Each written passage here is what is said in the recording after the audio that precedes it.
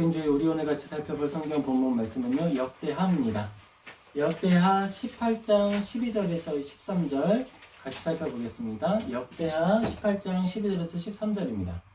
우리 같이 합독하겠습니다.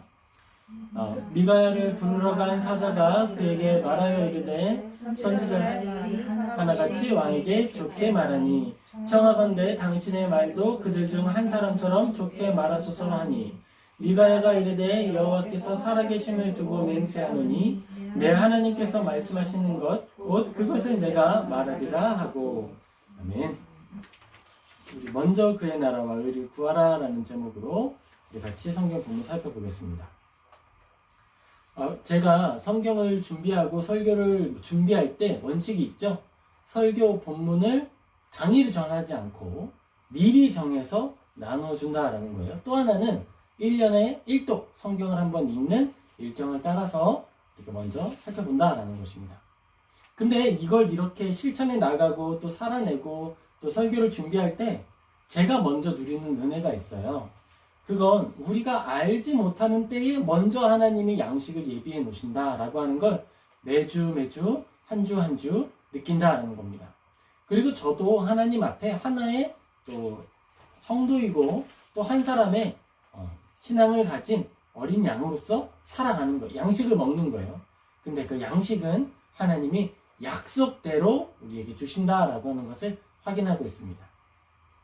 우리 모두가 이 주일의 말씀을 통해서 약속대로 주시는 하나님의 은혜와 그 소망을 소유하는 모든 성도님 되시기를 예수님의 이름으로 축복합니다.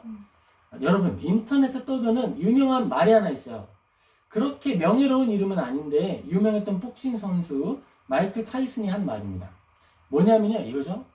누구나 그럴싸한 계획을 가지고 있다, 이렇게 얘기합니다. 그 뒷부분은 생략입니다. 뒤에 생략된 말이 있지만 우리는 중요한 문장이 이 앞에 있는 부분이라는 걸 알고 있다는 거예요. 그럴싸한 계획을 가지고 있다. 사람은 누구나 마음이 이끄는 좋은 계획을, 가장 좋은 계획을 마음에 가지고 있습니다. 자기 생각에 그럴싸하고 크게 용기가 필요하지도 않으며 특별히 나에게는 아무런 손해도 생기지 않는 그런 계획을 조용히 만들어서 손에 탁 쥐고 살아가는 거예요. 역대기의 기록자는 이스라엘 역사 속 사람의 계획을 가졌던 한 왕을 주목하고 있습니다. 아합 가문과 인척관계를 맺었던 유다, 남유다의 왕 여호사밧이에요. 우리는 여호사밧의 삶을 살펴보면서 하나님을 믿는 사람이 가져야 할 마음과 그 계획에 대해서 한번 생각해 보겠습니다. 이 시간을 통해 우리 마음을 돌아보고 하나님을 기쁘시게 하는 우리 모두 되기를 예수님의 이름으로 축복합니다. 아멘. 성경은 아합 왕에 대해서 이렇게 설명합니다. 아합 왕은 어떤 사람이죠? 와이프는 이세벨. 그는 하나님과 아주 적극적으로 적대했던 사람으로 묘사하고 있어요. 그렇죠? 그리고 성경을 중심으로, 하나님을 중심으로, 성경 역사관을 중심으로 아합 왕을 평가할 때의 아합 왕은 어떤 평가를 받을까요? 평점 F, 실족한 사람이고 실패한 사람이죠. 그런데 그 사람을 세상의 관점, 경제적 관점, 국가의 업적이라는 관점으로 생각해보면 어떨까요? 조금 다를 거예요. 세상의 관점으로 보면 자랑할 게 많았고요. 눈에 보이는 성과들이 있었습니다. 왕이 만들어낸 업적이나 일을 계획하고 실현하는 국가 경제와 업적 중심의 관점에서는 제법 그럴싸한 스펙을 가진 사람이 아합이었어요. 북이스라엘의 왕인 아합 왕은요, 해양 물류를 보내고 들여올 수 있는 시돈 왕과 가족이 되었습니다. 돈도 있고 명예도 있어요. 하지만 그 속에 하나님을 아는 지식과 하나님을 향한 열정이 없습니다. 그리고 하나님의 성품이 없어요. 아합 왕은 전쟁에서 승리해서 이스라엘 영토를 수복하기도 했고 물류를 통해서 경제적 부흥을 이끌어내기도 했습니다. 왜 이스라엘에게 항로가 중요했을까요? 이스라엘은요, 어렸을 때부터라는 표현 좀 그렇죠? 이전 세대부터 주변 국가랑 항상 싸웠어요. 그렇죠? 항상 싸우고 항상 전쟁 중이었습니다. 삼면이 대적들로 다른 국가들과 이렇게 인접해 있는 거예요. 국가를 지키기 위해서 우리나라는, 한국은 38선을 경계선으로 가지고 있죠.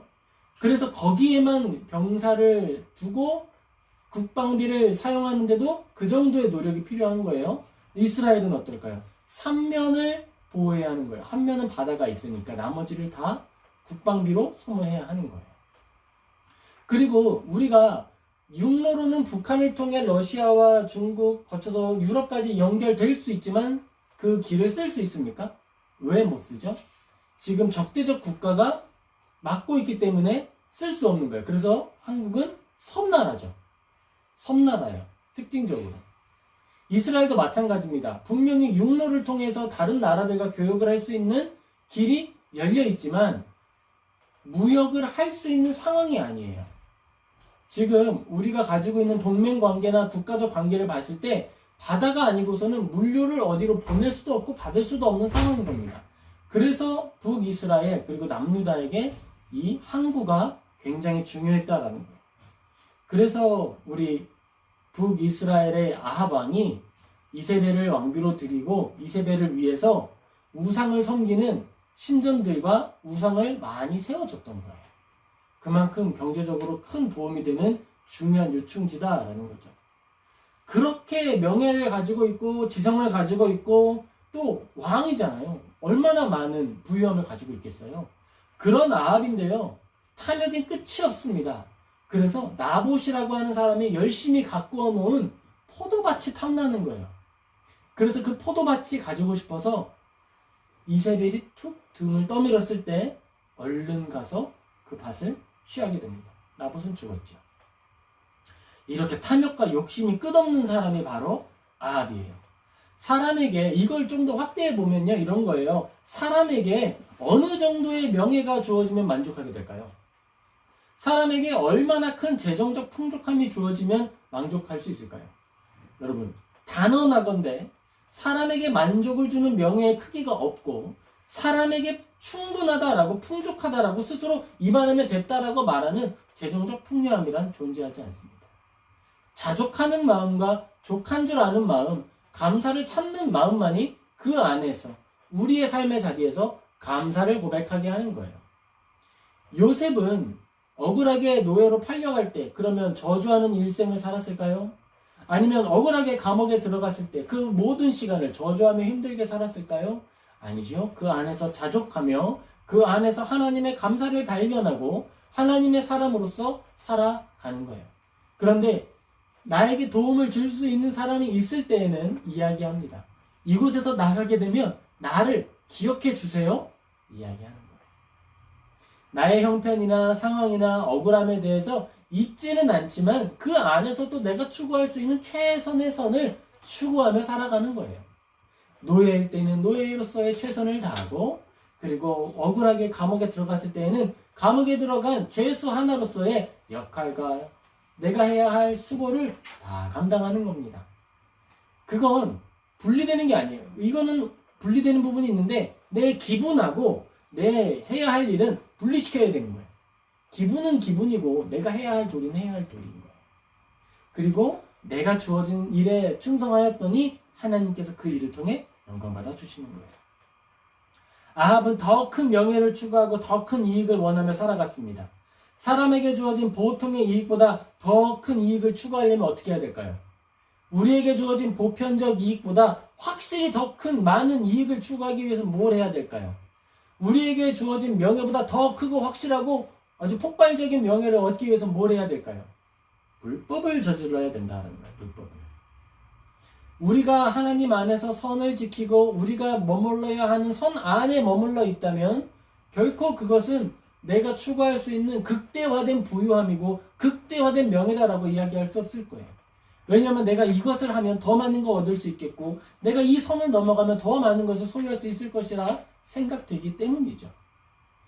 그래서 우리는 더 많은 것을 원하고 더 큰 것을 원하게 되면 정의라고 하는, 공의라고 하는 선을 넘어야만 하게 됩니다. 그런데 그 선을 넘는 순간 하나님께로부터는 떨어져 나가게 되는 거예요. 아합은 북이스라엘 왕이 추구해야 할 수 있는 합당한 이익과 합당한 명예를 이미 누리고 있어요.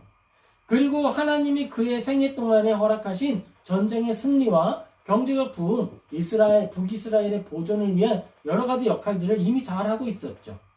그런데 그보다 더한 것을 얻기 위해서 우상 숭배의 제단을 쌓고 우상 숭배를 위한 성전을 만들게 되는 거예요. 그것이 아합에 가지고 있는 올무가 되었습니다. 올무는 덫을 말하는 거예요. 겉으로는 넉넉해 보이고 성공 이야기의 주인공이 바로 아합이죠. 아주 좋아 보입니다. 그럴싸해 보여요. 하지만 그의 욕심에 그리고 그가 가지고 있었던 탐심에 하나님을 덫을 깔아두셔서 아합을 잡아 놓으셨습니다. 자신의 탐욕에 이끌려서 심판의 덫에 탁 걸리는 거예요. 쥐를 잡을 때 쥐덫에는 뭘 놓죠? 쥐덫에는 쥐가 좋아하는 걸 놔요. 그리고 쥐가 이걸 먹는 이유가 뭘까요? 쥐가 이게 위험하다는 걸 모를까요? 알아요. 그래서 쥐덫이 있으면 쥐가 처음에 안 들어가고요. 탐색합니다. 그리고 이렇게 해서 내가 충분히 도망칠 수 있을 거라는 마음의 생각을 가지고 들어갔다가 잡히는 거예요. 하나님은 그런 방식으로 일하십니다. 아주 탐스러운 열매를 하나 두시고 이거 내가 충분히 할 수 있을 것 같은데 들어갔다가 탁 물리는 거예요. 그리고 그 안에서 하나님의 일이 이루어지게 됩니다. 아합은 합당하지 않은 이익과 명예를 따르다가 우연히 날아온 화살에 맞아서 죽었습니다. 우리 그 장면을 조금 더 살펴볼 거예요. 그가 흘린 피는 개들이 핥아 먹었습니다. 이건 그가 명예를 추구하고 아주 영광을 추구했는데 인생의 끝이 아주 비참하게 흘러갔다라고 하는 걸 의미하고 있는 거예요. 아주 모욕적인 것이 되었다는 걸 말하는 겁니다. 사람의 명예라는 건 이렇게 허망한 거예요. 그걸 추구할 이유가 아무것도 없습니다. 남유다에는 여호사밧이라고 하는 사람이 있습니다. 여호사밧은요, 남유다를 이끌어가고 있는 사람이고, 남유다는 다윗으로부터 한 혈통으로 쭉 이어져 오는 하나의 왕족이었어요. 그리고 여호사밧은 이제 우리나라도 좀 부유해지고 싶은데 이 나라가 좀 잘 되고 싶은데 어려움을 항상 느끼는 거예요. 한계를 느끼는 거예요. 어떤 한계가 있을까요? 일단은 남유다는요, 가나안과 또 팔레스타인이 인접해 있어서 대적들이 물론 있고요. 그리고 그곳에서는 마찬가지로 인구의 다양성이 없기 때문에 물류가 항상 도는 것만 남는 것만 남아 있는 거예요. 이 인구수가 적다는 건 무엇이 문제냐면 우리가 만약에 한 지역에만 국가를 형성하고 살고 있다고 생각을 해봐요. 거기에 특산물은 누에와 비단이라고 생각을 해봅시다. 그러면 누에와 비단은 너무 많을 거예요. 그래서 상대적으로 사람들에게 값어치 없게 여겨질 거예요.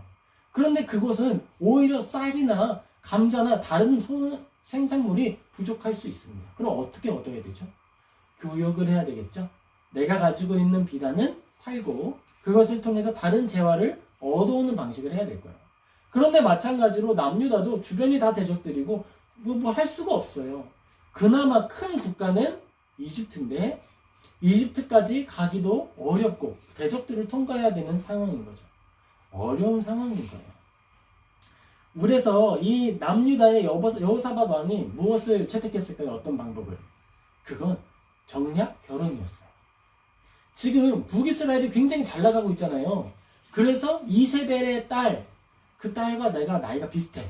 그래서 내가 결혼을 하게 되는 거예요. 그러면 어떻게 될까요? 당장은 아합 왕의 입장에서는 어떻게 될까요? 나는 피 한 방울 안 흘리고 지금 남쪽으로 가지고 있었던 국경, 거기에 병사들 많이 갖다 놓고 전쟁을 준비했어야 하는데 이제는 그걸 안 해도 되죠. 국방비가 줄어듭니다. 또 무엇을 잘할 수 있을까요? 내가 지금 사위를 맞아들이는 거잖아요. 장인이 되는 거잖아요. 그러면 북이스라엘에 대해서, 아니 남유다에 대해서 영향력을 행사할 수 있죠. 그 일을 계산하는 거예요. 이거 내가 손해볼 게 없는데 남유다도 손해볼 게 없다 생각하고 그렇게 결혼을 하게 됩니다. 그런데 이 일이 남유다에는 또 우상숭배를 초래하게 되는 거예요. 하나님께서 우리에게 주시는 각자의 역할이 있습니다. 남유다와 북이스라엘의 각자의 역할이 있었던 거예요. 이스라엘은 관문 도시로서 어려움이 있었지만 그곳에 하나님이 살아가라 하신 이유가 있었습니다. 근데 정말 이스라엘은 그 입지가 참 애매한 곳이에요. 북쪽으로 갈수록 점점 더 비옥해집니다. 그래서 조금 더 가면은 아수르나 바벨론이 항상 큰 국가들이 나오는 지역이 있어요. 그 지역은 왜 큰 국가가 항상 형성되냐 하면 곡창지대가 있거든요. 그래서 내가 먹고 남을 만한 재화, 내가 먹고 남을 만한 식량이 항상 생산되는 거예요. 그러니까 내가 먹고 나서 남은 재화, 이 식량은 어디에 쓸 수 있어요? 군대를 보내서 전쟁할 수 있는 일에 쓸 수 있는 거예요. 사람들이 한 번 농사를 지으면 그 절반의 사람은 농사를 짓지 않아도 먹을 수 있는 양식을 얻을 수 있게 되는 거예요.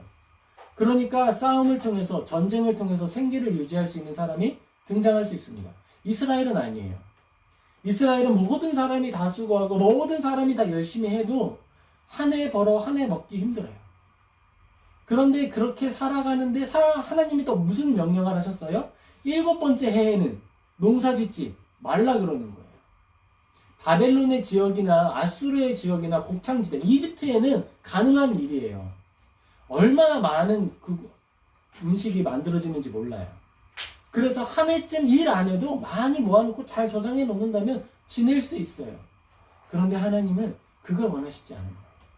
당장 내일 일이 어떻게 될지 알 수 없는 상황 속에서 순종하기를 원하셨던 거예요. 너희들이 재화가 남고 많은 것이 잉여 자산이 되어서 너희들이 살만하다라고 말하는 걸 기뻐하지 않으셨던 거예요.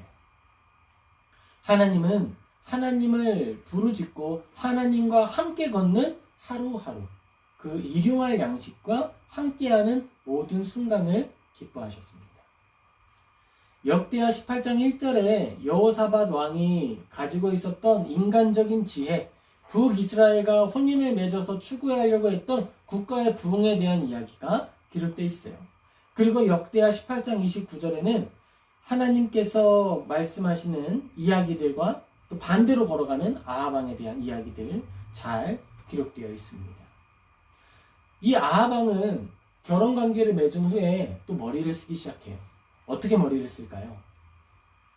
이제는 사위가 됐잖아요. 남유다가 내 사위가 다스리는 국가가 됐어요. 그런데 이걸로는 성에 차지 않는 거예요. 이걸로는 만족이 안 되는 거예요. 그럼 뭘 해야 돼요? 이제 남유다의 왕을 죽이면 되겠죠. 남유다의 왕을 죽이면 지금 자녀가 없어요. 그럼 왕비는 누구죠? 내 딸이에요. 그러면 이 왕만 죽으면 내 딸이 통치할 수밖에 없어요. 그러면 자연스럽게 누가 이 북쪽과 남쪽을 다 다스리는 거예요? 내가 다스리게 되는 거죠. 그래서 부릅니다. 남유다 왕 여호사밧 이리 와봐. 우리 전쟁 하나 하자. 우리 둘이 힘을 모으면 못 이길 게 없지. 나 봐. 지금 우리 물류도 이렇게 많고 쟁점적으로도 이렇게 풍부하고 전쟁하면 이길 수 있어. 그러니까 전쟁하자. 자, 그런데 내가 너의 명예를 높여줄게. 그러니까 너는 왕의 마차에 올라가고 왕의 옷을 입고 군대를 지휘해. 나는 병사의 옷을 입고 병사 중 하나로 참여하겠다. 어떻게 들으세요? 전쟁이 나면 누가 제일 목숨이 위험하고 누가 제일 자신을 보호받아야 됩니까? 왕이죠. 왕이 왕의 모습을 다 드러내고 간다는 건 그만큼 위험함에 노출된다는 거예요. 그래서 다윗이 나이 들었을 때는 다윗이 전쟁에 나가려고 그러면 그 주변에 있는 장군들이 말렸습니다. 가지 마시라고. 가지 말고 여기서 지휘하시라고 이야기했어요. 근데 지금 이 전쟁은 그런 전쟁이 아니죠. 그리고 아합 왕이 지금 무슨 생각하고 있는지 빤히 보이죠. 그런 방식이에요. 아합 왕은 자기 스스로 이렇게 생각하는 거예요. 나 머리 너무 좋아. 나 천재야. 역시 우리 남유다의 왕이 앞에 나가고 내가 뒤에 있으면 내가 죽을 일이 있겠어? 그리고 제가 죽으면 나는 이 두 나라를 꿀꺽할 수 있겠네. 난 역시 최고야. 짜릿해. 머리 좋은 게 최고야. 생각하고 있는 거예요. 하지만 이 모든 것이 하나님의 덫이었습니다. 하나님의 계획이었습니다. 누구나 그럴싸한 계획을 가지고 있습니다. 하나님이 일하시기 전까지는 누구나 그런 계획을 가지고 있는 거예요. 그런데 아합이 가지고 있던 이 모든 계획은 우연히 날라온 화살 하나로 끝나게 되었습니다. 하나님께서 그의 계획을 아시고 그의 마음을 다 아시고 이 모든 일들을 이미 배치하신 것이었어요. 그리고 아합이 가지고 있었던 계획이 아합이 세운 계획 때문에 더 큰 고통과 죽음을 초래하게 되었습니다. 왜 죽었을까요? 아합이. 그냥 화살이 날라와서 솔기를 맞춰서 관절 부분을 맞춰서 피가 나기 시작한 거였어요. 뭐가 문제였을까요? 그가 입고 있었던 옷이 왕의 옷이 아니라 병사의 옷이라는 게 문제입니다. 왕의 옷이었다면 어땠을까요? 상처가 났을 때 바로 후퇴를 명령하면 명령이 전파돼서 빠져나올 수 있었겠죠. 그런데 지금 혼전 중이에요. 막 병사들이 싸우고 있어요. 병사의 옷을 입은 사람이 사실 나 아합 왕인데 나 화살 맞아서 비켜줘. 나 가야 돼. 비켜주겠습니까? 명령이 전달될 수 없는 거예요. 그렇게 전쟁이 치열했고 아합 왕은 빠져나가면 얼마든지 살 수 있는 상처였지만 빠져나가지 못했기 때문에 피를 다 흘려서 죽었습니다. 그리고 그가 죽자 그 마차를 닦는 사람들이 그의 시체를 찢기 위해서 씻어냈던 거예요. 그리고 그 피를 개가 핥아먹었다. 성경은 이렇게 기록합니다. 모든 계획은 아합이 세웠어요. 그리고 아합이 세운 그 악한 계획을 하나님이 사용하셨습니다. 하나님은 이러한 방식으로 우리를 교훈하시는 거예요. 하나님이 우리에게 가르쳐 주시고 가르쳐 주신 대로 실행하는 방법을 통하여서 우리에게 당신의 통치가 도덕적인 통치임을, 하나님의 이 통치가 질서와 내용을 가진 통치라는 사실을 우리에게 알려주시는 거예요. 하나님은 그 모든 일을 다 아시고 우리의 마음을 감찰하는 분이십니다. 자, 그러면 우리는 어떻게 계획을 세워야 될까요? 사람이 세우는 계획 중에 나의 이익이나 나의 즐거움이 담기지 않는 계획이 있을 수 있을까요? 여러분, 없습니다. 없어요. 이걸 인정하는 게 시작이에요. 인정하는 것부터 시작입니다. 왜 사람이 세운 계획에 사람의 즐거움이 항상 있을까요? 그건 그 계획을 실행하는 존재가 누구이기 때문이죠? 나이기 때문이에요. 내 육체가 실행의 도구잖아요. 그러니까 우리가 하나님의 영광을 추구한다라고 하는 건 내 육체가 그 일을 수행할 수밖에 없는 거예요. 그러니까 내가 도구이기 때문에 지금 성전을 만들 건데 성전을 만드는 일에 내가 망치로 쓰임을 받을 거예요. 그런데 망치가 말하기를 나는 드러나지 않기를 원해. 미켈란젤로가 망치를 들어서 사용을 합니다. 그런데 이 망치가 나는 드러나지 않기를 원해. 이거는 어불성설이죠. 왜냐? 나를 손에 쥐고 있는 존재가 미켈란젤로라는 사실로부터 이미 이 망치는 유명한 거예요. 이 망치가 그 유명한 장인이 사용하던 망치래. 이렇게 기록이 되는 순간 그 망치는 대대손손 명예와 영광을 누리는 거예요. 그러니까 우리가 가지고 있는 계획 안에 나의 기쁨과 나의 명예가 담길 수밖에 없다라고 하는 사실은 인정해야 하는 거예요. 왜냐? 우리를 사용하시는 분이 영광스럽고 명예로운 하나님이시기 때문입니다. 그러므로 우리가 여기에서 나의 기쁨이나 나의 영광이나 나의 즐거움이 담겨 있다고 해서 그걸 거절할 필요가 없는 거예요. 하나님은 본래에 우리를 행복하게 하시기를 원하시고 우리를 높여 쓰기를 원하시고 당신의 영광에 우리가 참여하기를 기뻐하는 하나님이시기 때문입니다. 그럼 우리가 고려해야 될 건 무엇일까요? 나의 재능을 가지고 계획을 세우고 나의 지혜를 가지고 계획을 세우되 그 안에 사용할 수 있는 방법과 실행의 내용에 있어서 거짓되거나 하나님이 기뻐하지 않는 것들을 배제하는 거예요. 그런 것들을 배제하고 났더니 내가 얻는 이익이 줄어들 수 있습니다. 아, 내가 사업을 해야 되는데 일주일에 하루는 쉬어야 되네?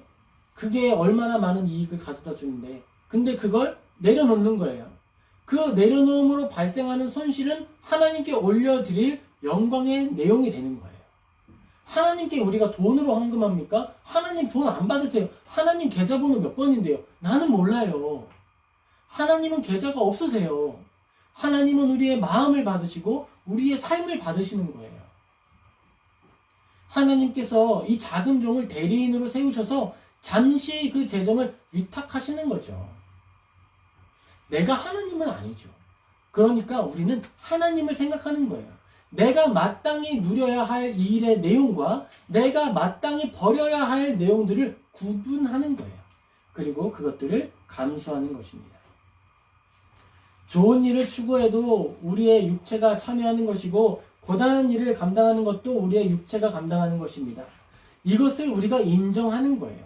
겸손한 종의 모습으로 살아가는 것입니다. 다만 우리가 기억할 것은 하나님이 우리에게 주신 호흡, 이 생명이 1달란트이고 하나님이 우리에게 주신 재능, 이 재능이 바로 2달란트이고 하나님께서 나에게 살아가라고 맡기신 삶의 자리, 이것이 3달란트이고 우리에게 허락하신 부모님과 공동체가 4번째 달란트라는 거예요. 그리고 5달란트는 우리가 만나는 공동체와 우리가 이루게 될 가정이 될 수 있는 거예요. 그렇게 모든 것을 다 받으면 5달란트 받은 자로서 하나님 앞에 살아갈 것이고 그것 중에 하나라도 적은 것이 있다면 마땅히 적은 것을 받은 자로서 내가 해야 할 일을 충성되이 감당하는 거예요. 그것이 우리가 살아가는 삶의 내용입니다. 나는 왜 5달란트 안 주고 4달란트만 주십니까?가 아니고 나에게 주신 것에 충성을 다하여서 하나님께 돌려드리는 거예요. 바로 그것이 우리의 모습입니다. 우리의 삶입니다. 그리고 여기에 또 한 사람이 등장해요. 이제 우리가 읽었던 성경 본문에 주인공이 등장합니다. 미가야예요. 미가야. 미가야는 하나님의 사람입니다. 그런데 하나님의 사람인데 아쉽게도 사회적으로는 좀 부적응자 같아요. 부적응자 같아요. 지금 미가야가 부름을 받았습니다. 어디에 부름을 받았을까요? 왕 둘이 모여있는 자리에 부름을 받는 거예요. 두 국가의 왕이 모여서 대화하는 자리에 부름을 받습니다. 어떤 회의였을까요? 전쟁에 대한 회의였어요. 아합 왕이 야, 우리 전쟁하자. 내가 널 앞에 세워줄게. 나는 병사 중 하나로 참여할게. 이 이야기를 하려고 부른 자리에 남유다의 왕 여호사밧이 왔습니다. 근데 여호사밧이요, 아무리 내가 생각할 때 경제 부흥을 위해서 좀 악하긴 하지만 저쪽과 결혼을 좀 하고 해야겠다라는 생각은 했지만 기본 개념은 하나 가지고 있어요. 그게 뭐냐면 국가 운영에 대한 내용은 누구에게 물어봐야 된다? 하나님께 여쭤봐야 된다라는 걸 아는 거예요. 그래서 북이스라엘 왕에게 물어봅니다. 아합 왕이시여, 혹시 하나님의 사자들이 있습니까? 하나님의 사자들을 통해서 이 일이 하나님께로부터 온 계획인지 한번 들어보길 원합니다. 장인어른이 이야기하는 것에 딱 이야기하는 게 멋지죠? 기다립니다. 그리고 사람들이 와서 이야기해요. 그런데 재밌는 건 한두 사람이 이야기하는 게 아니에요. 남유다에 있는 여호사밧은 그래도 하나님의 사람들, 하나님의 선지자가 계속 세워지는 국가 안에 있었어요. 그래서 썩어도 준치라고 하나님의 말씀이 무엇인지 분별하는 마음이 있었습니다. 듣고 칭찬을 막 해주는 거예요. 이것은 하나님이 주신 계획이고 하나님의 뜻이고 당신이 나아가면 승리할 것입니다. 막 이렇게 얘기하는 거예요. 근데 딱 듣는데 벌써 이건 아니고. 그래서 다른 사람 또 없습니까? 다른 사람 또. 그리고 나서 마지막에 오는 게 이제 미가야라는 사람이 오는 거예요. 미가야를 데리러 이제 사신이 갑니다. 근데 가가지고 이렇게 이야기하는 거예요.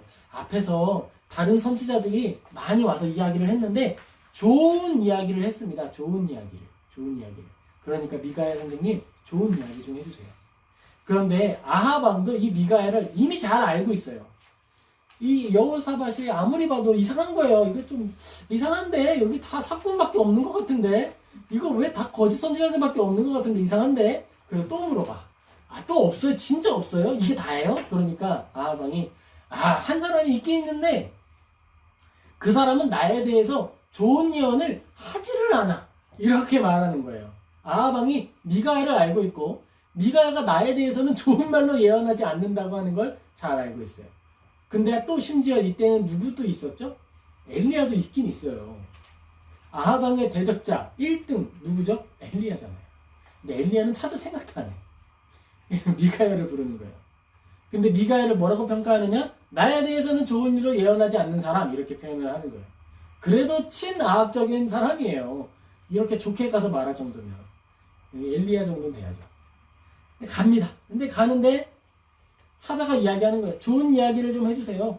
그랬더니 미가야가 정색을 딱 하면서 이렇게 얘기합니다. 나는 하나님께서 말씀하라고 하는 것을 내가 말할 것이다 라고 이야기하는 거예요.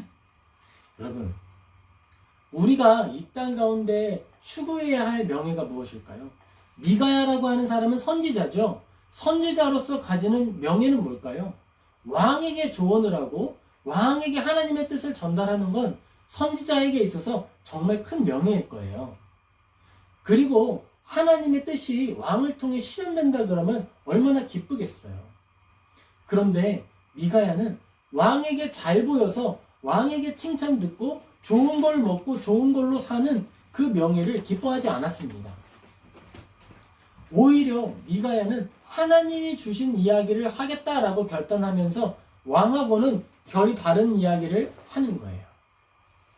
미가야가 누릴 명예와 미가야가 살아갈 선지자에게 족한 분량은 거기까지였다는 거예요. 우리는 이걸 잘 기억을 해야 됩니다.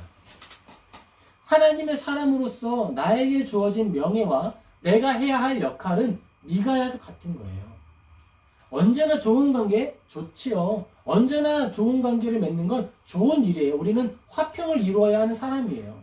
그런데 미가야를 보면서 너는 화평을 이루지 않는 사람이네, 분란을 일으키는 사람이네, 하나님의 사람이 아니구나 라고 말할 수 없는 거예요.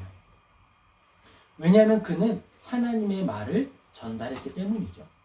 우리도 그렇습니다. 우리가 걸어가는 영역 중에서 불의함으로 더 큰 이익을 주겠다라고 조언하는 사람이 있다 그러면 그하고는 화친 맺기를 일찍 포기하는 게 좋습니다. 그리고 우리가 이 선을 조금만 넘어가면 너에게 더 큰 명예를 줄 수 있어라고 말하고 조언하고 이야기하는 사람이 있다면 일찌감치 담을 쌓고 거리를 두는 것이 우리의 영성에, 우리의 신앙 여정에, 우리의 인생에 하나님께 칭찬받는 일에 더 좋습니다. 그러면 이 미가야 같은 사람이 미가야만 있었을까요? 사회 부적응자라고 불리우는 소위 타협하지 않는 이런 사람들 곳곳에서 등장합니다. 물론 우리 요셉도 타협하지 않는 사람이었죠. 꽉 막힌 사람이죠. 일은 잘하는데 나에 대해서 좋은 말을 하지는 않아. 이게 요셉이었어요. 또 사람이 있습니다. 모르드게라는 사람이 있어요. 모르드게는 포로 시기에 에스더 왕비가 살던 시대에 살던 사람입니다. 에스더 왕비의 삼촌이에요. 그리고 모르드게가 하만이라는 사람에게 인사를 하지 않습니다. 하만은 누구였을까요? 권력에 기대서 기생하는 사람이에요. 권력에 기대서 기생하는 사람이었다. 그 사람에게 절대 가까이 하지도 않고 인사하지도 않습니다. 그리고 나서 이 하만이 자기의 정치적 역량을 동원해서 이스라엘 사람들을 다 죽이는 날을 만들게 됩니다. 모르드게를 위해서 준비한 선물이 있었어요. 뭘 준비했을까요? 막대기를 집에 높이 만들었어요. 그래서 거기에 매달아 주려고. 좋은 선물이죠. 내가 가지고 있는 정치적 역량을 다 사용해서 모르드게를 죽이겠다고 힘을 모으는 거예요. 그런데 어떻게 되었을까요? 그가 세운 그 막대기에 하만이 올라갔어요. 이건 마치 아합 왕이 이 모든 땅을 통치하기 위해서 자기가 계획을 세웠을 때 하나님이 그 계획을 통해서 아합 왕을 죽이신 것과 똑같은 일이 일어난 거예요. 아합 왕에게는 무심코 당겨 쏜 화살이 아합의 계획을 무너뜨리는 시작이 되었고, 에스더에 등장하는 모르드게 그리고 하만의 지혜, 악한 지혜는 에스더의 순전함과 온전함으로 그 모든 악이 만천하에 공개되게 되었습니다. 아합에게 죽음이 찾아왔습니다. 여러분, 이걸 잘 기억을 우리가 해야 됩니다. 모든 인생에는 끝이 있다라는 거예요. 결국 죽어요. 내가 아무리 자랑할 게 많고 내가 아무리 정치적 역량이 충만해도 죽음이 찾아와요. 그 죽음 앞에, 죽음이 지나고 나면 하나님 앞에 서게 될 거예요. 육체는 흙으로 돌아갈 거예요. 그때 아합은 어떤 이야기를 듣게 될까요? 그때 하만은 무슨 생각을 했을까요? 막대 위에 올라가서 죽음을 기다리며.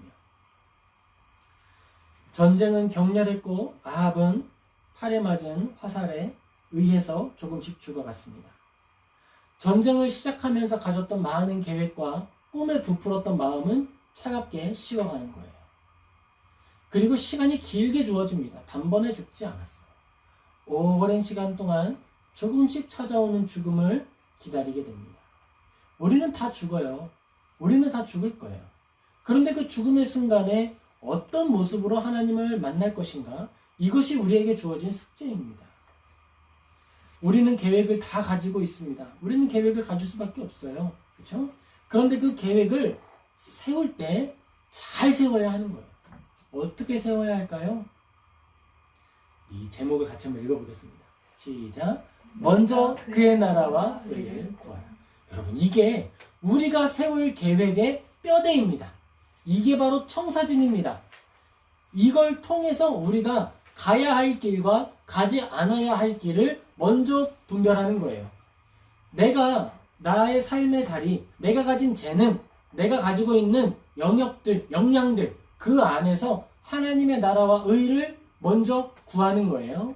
그리고 그 안에서 덜 갖추어야 할 것과 더 갖추어야 할 것들을 분별하고 조직하고 세워가는 것입니다.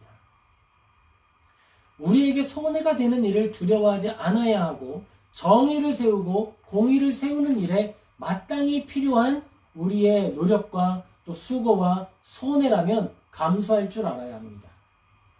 아니, 이 나라에서 사업하면 세금을 너무 많이 내서 경제적 손실이 발생을 하니까 법인은 딴 데 세우고 막 이런 방식으로 탈세를 해보자.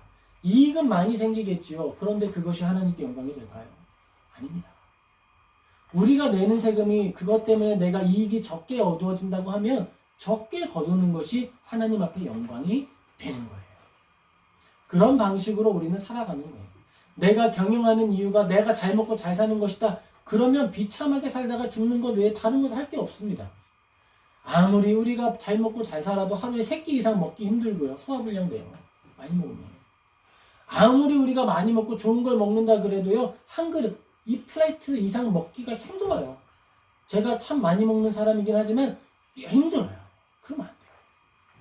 사람이 누리는 명예라고 하는 것도 마찬가지입니다. 우리가 주어진 게 무엇인데? 우리는 썩는 육체 가진 존재예요. 우리는 완전하지 않고요. 부족한 사람이에요. 오히려 우리는 회개함으로 십자가에 가까이 갈 때 높여지는 존재입니다. 우리는 그 자신, 나의 역량, 나의 자리를 기억하면서 하나님의 뜻을 이루는 계획을 세워가야 하는 거예요. 정의로운 일과 공의를 위하여 손해보기를 두려워하지 마시라고 다시 한번 권면해 드립니다. 죄를 회개하는 일에 대해서 두려워하지 마시기 바랍니다. 우리가 영광을 누리는 방식, 하나님을 소유하는 방식이 바로 그것입니다. 우리가 때때로 일하다 보면 큰 이익이 눈에 보일 때가 있을 거예요. 큰 이익이 눈에 딱 보이는 그 순간이 있어요. 그때 분별해야 됩니다. 이 이익이, 이것이 하나님의 뜻 안에 담긴 것인가? 하나님의 뜻을 추구하고 있는 일인가? 돌아보아야 합니다. 그리고 우리는 언제나 우리가 가지고 있는 지성과 지성의 결과물이 이 선이라고 하는 거 있잖아요. 굿. 이 굿이라고 하는 것을 구조화, 이 스트럭처를 만들어서 나의 존재가 쓰러지고 난 이후에도 지속될 수 있도록 그 형태를 만들어 가야 돼요. 그 일을 위해서 우리 인생을 사용할 수 있다면 그것만큼 아름다운 일이 없는 거예요. 법이 동작하지 않는 국가는 지옥입니다. 법이 기능하지 않는 조직은 그건 카르텔이에요. 법이 법으로서 존중받고 기능할 때 그 안에서 하나님의 나라가 세워지는 거예요. 사업장이 마찬가지입니다. 하나님의 뜻을 살아가는 것처럼 외형은 갖추고 있는데 사업장 안에 들어가면 불법이 만연하고 하나님의 뜻이 아무 곳에서도 발견되지 않는다면 어떻게 그 안에서 하나님의 영광이 드러날 수 있겠습니까? 손해가 된다 하더라도 하나님의 뜻을 이루는 일을 수행하는 것, 그것이 바로 우리가 걸어가야 하는 길이에요. 하나님의 말씀을 기억하며 몇 가지 교훈을 우리 마음에 새기면 좋겠습니다.